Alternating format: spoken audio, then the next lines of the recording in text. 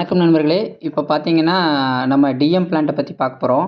இப்போ இங்க காமிச்சிட்டு இருக்கிற டிஎம் பிளான்ட் பார்த்தீங்கன்னா, 50 litre DM water, 50 litre anion, 50 litre cation, அப்புறம் வந்து 24 லிட்டரு மிக்ஸ்டு பெட் போட்டிருக்கோம். இப்போ ஆனியான்லேருந்து வரக்கூடிய எவ்வளோ லிட்டர் ஃப்ளோ வருதுன்னு சொல்லிட்டு ஒவ்வொரு இதுக்கும் ஃப்ளோ மீட்டர் கொடுத்துருக்கோம். அதே சமயத்தில் ப்ரெஷர் கேஜும் கொடுத்துருக்கோம். எவ்வளோ ப்ரெஷர் வருதுன்னு சொல்லிட்டு. அப்புறம் அதுக்கு பக்கத்துலேயே பார்த்தீங்கன்னா, ஒவ்வொரு ஃப்ளோ மீட்டரும் பக்கத்துலேயும் ப்ரெஷர் கேஜ் பக்கத்துலேயும் ஒரு டிடிஎஸ் மீட்டர் வச்சுருக்கோம்.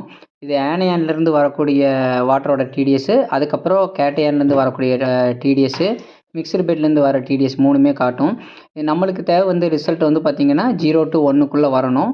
ஸோ அந்த அக்யூரசிக்காக ஹெச்எம்லேருந்து நம்ம இந்த மீட்டர் கொடுத்துருக்கோம். ஆரோ வாட்டர் ஸ்டோரேஜ்லேருந்து ஒரு 1/2 HP பம்ப் வச்சு நம்ம ப்ராசஸ் ஸ்டார்ட் பண்ணியிருக்கோம்.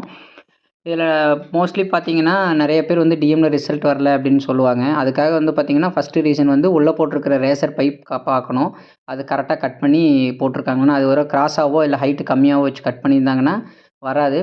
அதே சமயத்தில் நிறைய பேர் வந்து என்ன சொல்லுவாங்கன்னா, ரீஜென்ரேஷன் பண்ணும்போது டிடிஎஸ் வந்து 2 பெட்லேயும் மாறி மாறி வருது அப்படின்னு சொல்லுவாங்க.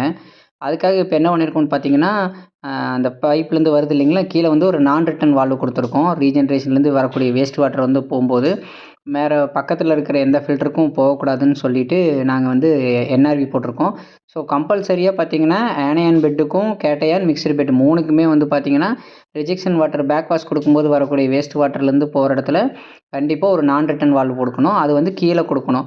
நீங்கள் மேலேருந்து வர்ற லைனில் குடிக்கிறீங்க அப்படின்னா, வெர்டிக்கலாக இருக்கக்கூடிய நான் ரிட்டர்ன் வால்வு கொடுக்கணும். இல்லை நார்மலாக இருக்கக்கூடியது ஹரிசாண்டல் வால்வு தான் நிறையா கிடைக்கும். ஸோ அந்த மாதிரி போடுறீங்க அப்படின்னா, கீழே எல்போ போட்டு திருப்பிட்டு வெளியே வர இடத்துல வந்து நீங்கள் இது பண்ணுற மாதிரி என்ஆர்வி போட்டுக்கணும். ஸோ அது வந்து மறக்காமல் போட்டிங்கன்னா உங்களுக்கு ரிசல்ட் கண்டிப்பாக வந்துடும். அதே மாதிரி ரீஜென்ரேஷன் பண்ணும்போது கெமிக்கல்ஸ் வந்து கரெக்டான ரேஷியோவில் நீங்கள் கலந்தீங்கன்னா கரெக்டாக இருக்கும். அது உங்களுக்கு எதாவது டீட்டெயில்ஸ் வேணும்னா நீங்கள் தாராளமாக எங்களை கான்டாக்ட் பண்ணலாம். தேங்க்யூ.